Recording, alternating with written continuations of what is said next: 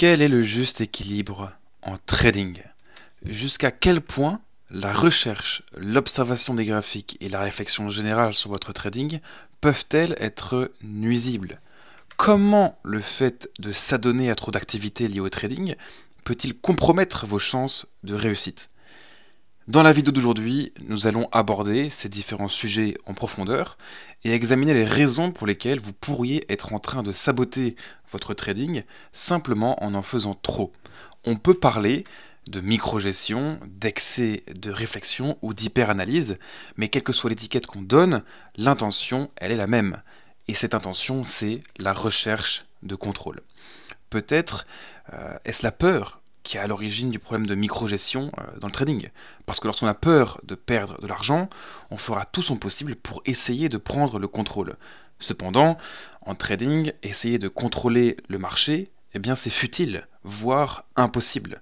La seule chose que vous pouvez contrôler en tant que trader, c'est vous-même, vos pensées et vos actions sur le marché. C'est tout. D'accord? Donc maintenant, dans cette vidéo, je vais vous partager 5 des meilleures idées que je peux vous partager, justement pour vous aider à vous libérer de la nécessité de contrôler le marché. Numéro 1, apprenez ce que vous pouvez et ne pouvez pas contrôler. De nombreux traders font l'erreur de tout vouloir contrôler, ce qui les empêche de gérer mentalement une transaction qui évolue rapidement contre eux ou qui manque de peu leur objectif de profit et qui se retourne par la suite. Et en fait, ces exemples, elles ne sont que quelques-unes des conséquences de la peur et de l'obsession de tout contrôler dans votre trading. Tout d'abord, il convient de cesser de chercher à tout savoir. Il est impossible de connaître toutes les données sous-jacentes à une fluctuation du marché. Autrement dit, il est impossible de comprendre réellement pourquoi le marché se déplace dans la direction qu'il suit. La seule certitude est ce qui s'est passé auparavant et ce qui se passe maintenant. À partir de là, plusieurs stratégies de price action peuvent être utilisées pour construire un cadre des possibilités de l'avenir. Toutefois, il est essentiel de comprendre que la consommation excessive d'informations ou même le fait de regarder les graphiques pendant des heures ne permet pas de prédire ce qui va se passer. On ne peut pas prévoir que ce qui pourrait se passer. Et la différence, elle est énorme. D'accord ? Et il est important de rappeler que le trading, eh bien, il est basé sur les probabilités et non sur les certitudes. On ne peut jamais prédire avec certitude ce qui va se passer sur le marché avant que ça ne se produise. Et souvent, il est trop tard pour en tirer profit. En tant que trader, nous cherchons à gagner de l'argent de manière cohérente dans un jeu aux résultats incohérents, ce qui n'est pas facile, surtout si nous n'avons pas encore accepté que les résultats seront incohérents. Cependant, c'est possible. Nous pouvons gagner de l'argent en trading, mais pas si nous tentons de tout contrôler et de micro-gérer chaque aspect du processus de trading. Et c'est une erreur courante dans la gestion de nos activités professionnelles, que ce soit notre trading ou même nos relations par exemple. Le besoin de tout contrôler dans notre travail, notre trading et nos relations peut et aura souvent un effet négatif sur nous, causant beaucoup de stress et d'anxiété.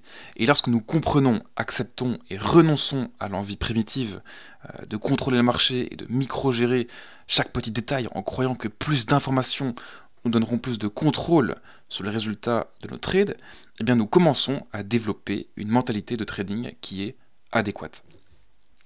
La réussite en trading, elle est surtout le résultat de modèles de pensée mentale qui sont appropriés, suivis de l'utilisation de ceux-ci pour contrôler notre comportement sur le marché. Et les routines appropriées, elles se transforment en habitudes appropriées, et ainsi de suite. Okay ? Et une fois que nous nous maîtrisons, eh bien nous commençons à constater une amélioration à long terme de notre performance en trading. Ça peut sembler cliché, mais croyez-moi, c'est vrai à 100%. D'accord ? Ensuite, point suivant, planifiez vos trades et tradez votre plan. C'est un petit peu une maxime qui est souvent galvaudée dans le monde du trading. Cependant, si vous disposez d'un plan de trading simple que vous respectez scrupuleusement, vous êtes sur la voie de la maîtrise. Et il est essentiel d'inclure dans votre trading des règles qui énoncent que vous ne devez pas trop réfléchir, ni trop contrôler, et de le lire avant de consulter les marchés chaque jour. En outre, prévoyez du temps loin des marchés afin de pouvoir vous ressourcer et vous recentrer.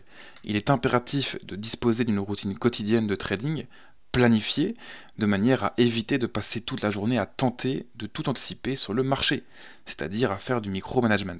Okay, votre objectif doit être de ne penser qu'à vos transactions et au marché lorsque vous regardez les graphiques. Si vous vous laissez distraire par autre chose, c'est sûrement que vous en faites de trop. De même, si vous vous obstinez à vouloir micro-gérer votre trading jusqu'à attendre constamment la configuration parfaite, eh bien vous risquez de passer à côté de mouvements rentables. Il n'existe pas de configuration parfaite, car chaque configuration de prix sera un peu différente des précédentes. Il vous suffit donc de prendre une bonne configuration et de la gérer correctement.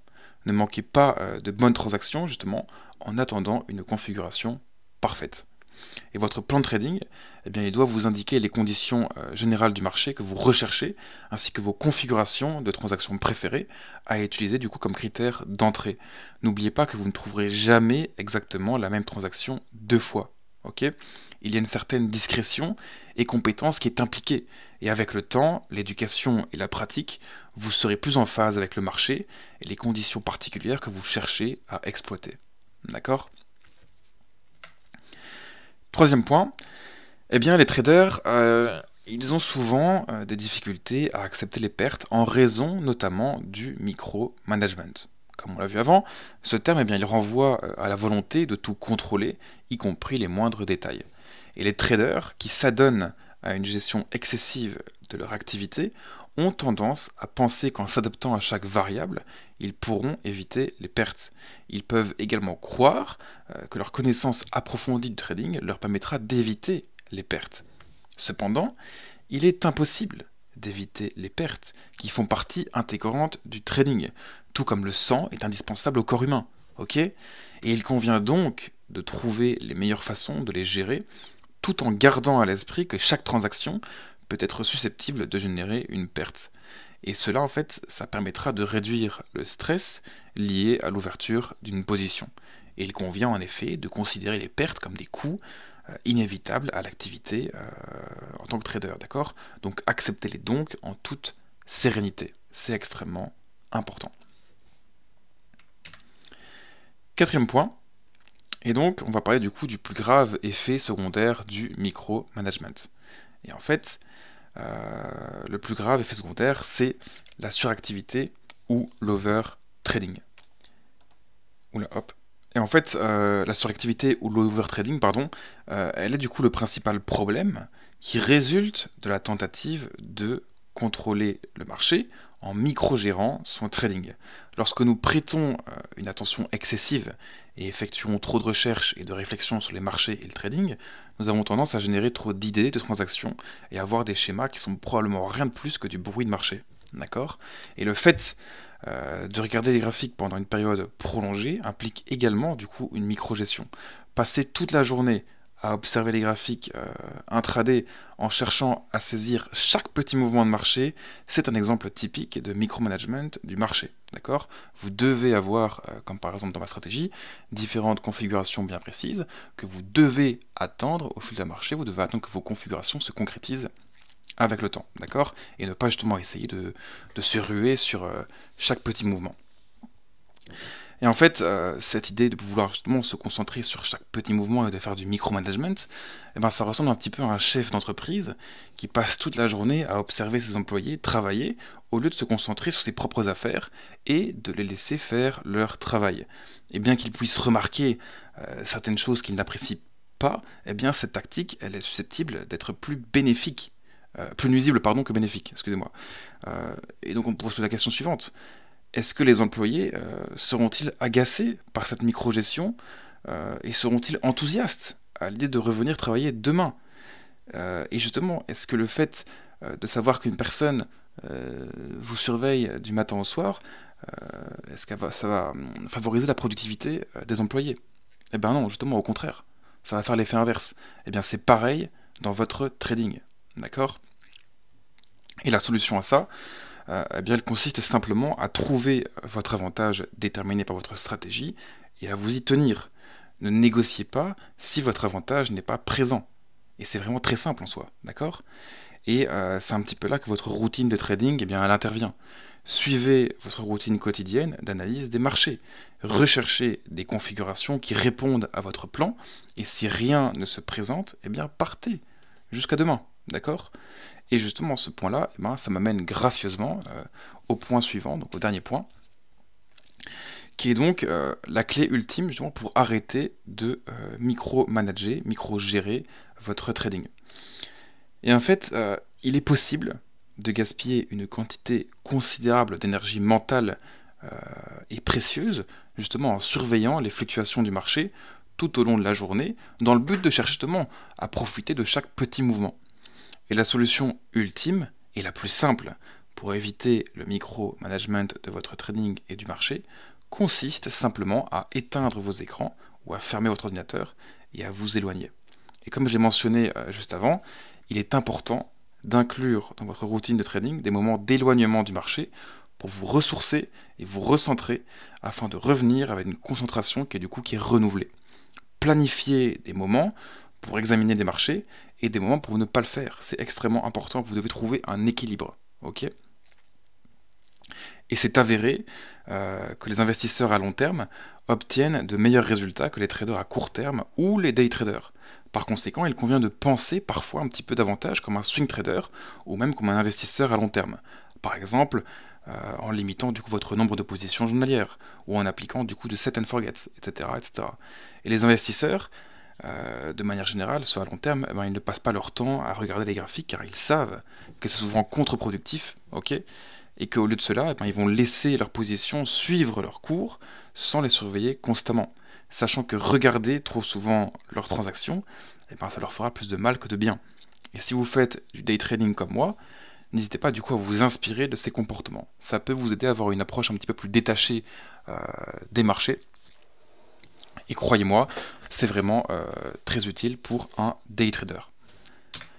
En conclusion, si vous êtes enclin à tout vouloir contrôler autour de vous et à tout micro-gérer, il peut être temps de réfléchir sérieusement à la pertinence du trading pour vous. Ça peut paraître dur, mais soit vous renoncez à cette attitude, soit vous effectuez des changements comportementaux et mentaux si vous souhaitez réussir dans le monde du trading. La réussite en trading, eh ben, elle passe principalement par l'abandon de toute forme de contrôle. Vous devez laisser votre trade s'exécuter une fois qu'il est lancé, le mettre en place et l'oublier. Vous devez renoncer à votre désir de contrôler et de diriger le marché. Trop s'investir dans quelque chose, qu'il s'agisse de relations, d'affaires ou de trading, c'est généralement une idée désastreuse qui engendre souvent des résultats inverses à ceux souhaités. Le marché est et reste une entité indépendante de vous, qui n'a aucune conscience de votre existence, et qui n'a pas d'émotion. Il représente simplement la somme des transactions effectuées par des millions de participants qui achètent et vendent. Vous ne pouvez pas le contrôler.